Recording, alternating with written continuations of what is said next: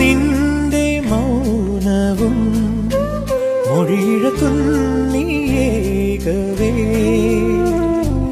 എന്നും ഈ വഴി കനവോട് കാത്തിരുന്നു ഞാൻ.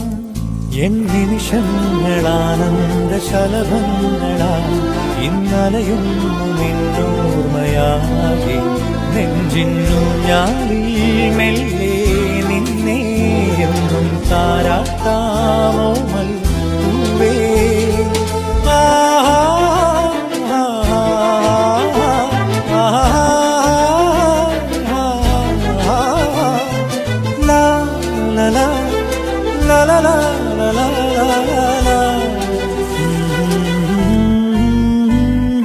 ഹേമന്തമെൻ കൈക്കും